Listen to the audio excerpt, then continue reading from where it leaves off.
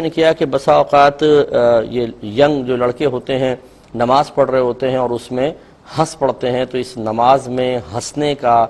شرعی طور پر کیا حکم ہوگا؟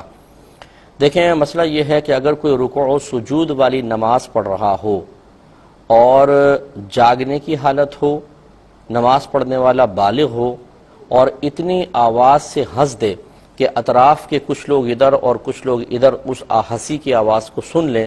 جس کو شرعی اعتبار سے قہقہہ کہتے ہیں، تو اس شخص کی نماز بھی ٹوٹ جائے گی اور وضو بھی ختم ہو جائے گا، طہارت بھی زائل ہو جائے گی۔ اب اس کو دوبارہ جا کے وضو کرنا ہوگا، پھر نئے سرے سے نماز پڑھنی ہوگی، کیونکہ نبی کریم صلی اللہ علیہ وسلم ایک مرتبہ صحابہ کرام کو نماز پڑھا رہے تھے، تو پیچھے کچھ جوان صحابہ کرام موجود تھے،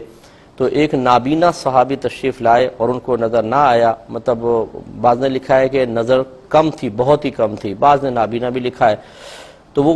کنویں کی منڈیر نہیں تھی، وہ آئے اور اس کنویں کے اندر گر گئے، تو بے اختیار جو پیچھے والے لوگ تھے جو جن کے نگاہوں کے دائرے میں وہ آ رہے تھے، وہ اس منظر کو دیکھ کر اچانک ہنس پڑے، بے اختیار ہنسی نکل گئی۔ جب نماز سے فارغ ہوئے تو نبی کریم صلی اللہ علیہ وسلم نے ارشاد فرمایا کہ جس کی ہنسی کی آواز نکلی اسے چاہیے کہ وہ دوبارہ جا کے وضو کرے اور نئے سرے سے نماز پڑھے۔ اس لیے پھر فقہاء نے قیودات بیان کی کہ وہ رکوع سجود والی نماز تھی، وہ پیچھے جن کے قہقہہ نکلے تھے وہ بالغ لوگ تھے، حالت جاگنے کی تھی اور اتنی آواز سے قہقہہ تھا کہ سرکار تک آواز پہنچ گئی، لہذا جب یہ تمام چیزیں مجتمع ہوں گی تو نماز کے ساتھ ساتھ طہارت بھی زائل ہو جائے گی۔ لیکن اگر کوئی اور نماز ہو، مثال کے طور پر نماز جنازہ میں اگر کوئی ہنس پڑا ہے،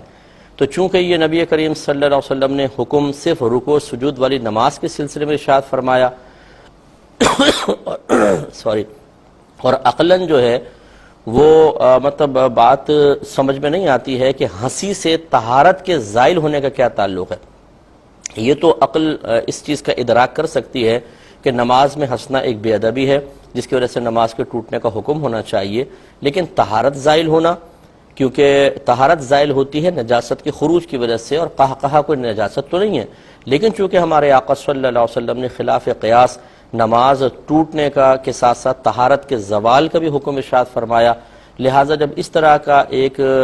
حکم شریعت کی طرف سے آئے جس کا حقیقتاً عقل ادراک نہیں کر سکتی، اس کی حقیقت کو جاننے سے قاصر ہو، تو پھر جیسے ماحول میں سرکار نے حکم دیا ہے بس ویسے ماحول میں وہ حکم جاری ہوگا، دوسرے مقام پر نہیں۔ لہٰذا اب نماز جنازہ کے اندر کوئی قہقہہ لگائے گا تو اتنا تو حصہ عقل اس کا ادراک کرتی ہے کہ یہ بے ادبی ہے، تو ہم کہیں گے نماز جنازہ ٹوٹ جائے گی، وہ ختم ہو گئی۔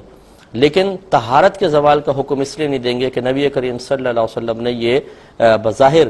اس کو خلاف عقل حکم کہتے ہیں یا غیر معقول حکم کہتے ہیں، یہ سرکار نے رکوع سجود والی نماز کے ساتھ خاص فرمایا تھا، لہٰذا ہم یہ کہیں گے کہ باقی جیسے آپ نارمل حالت میں بیٹھے ہیں، باوضو ہیں، قہقہہ لگا دیا، تو یہ رکوع سجود والی نماز میں تو نہیں ہے، تو نہیں جائے گا،